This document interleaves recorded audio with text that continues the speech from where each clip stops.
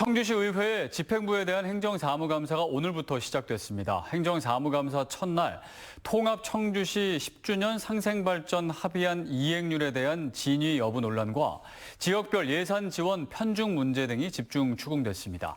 김세희 기자입니다. 청주 청원 통합을 앞두고 당시 청원군 지역의 균형 발전을 위해 마련된 상생 발전 방안.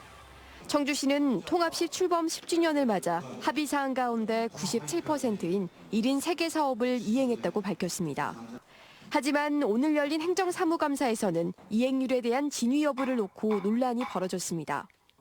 청주동물원과 어린이회관은 이전이 불가능한 일이 됐지만 완료 사업으로 분류됐고 읍면별 예산 편성과 지역개발비 예산도 삭감되고 있지만 완료 사업으로 표기됐다는 겁니다.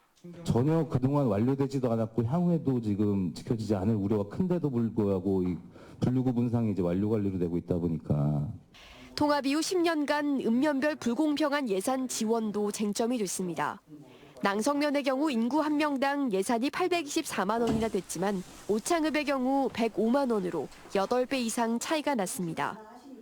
200억 원 규모의 균형발전 특별회계 예산 지원도 특정 지역에 치중됐습니다. 거의 미원 낭성이 치중되는 이유가 뭡니까? 거의 해마다 그래요. 작년에도 그렇고 올해도 그렇고.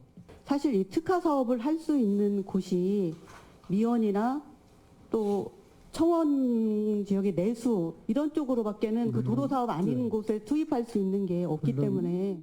한편 지난해 구조물 붕괴 사고를 일으킨 청주 눈썰 매장 운영업체가 올해 다시 수억 원 규모의 수의 계약을 수주한 것도 논란이 됐습니다.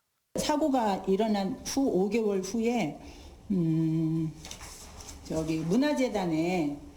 문화재단 2억 3천짜리 계약을 합니다. 그거가 법적으로 잘 맞는지 안 맞는지는 제가 살펴볼 필요가 있다고 봅니다.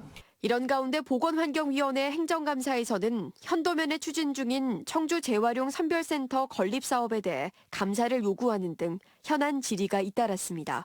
CJB 김세희입니다.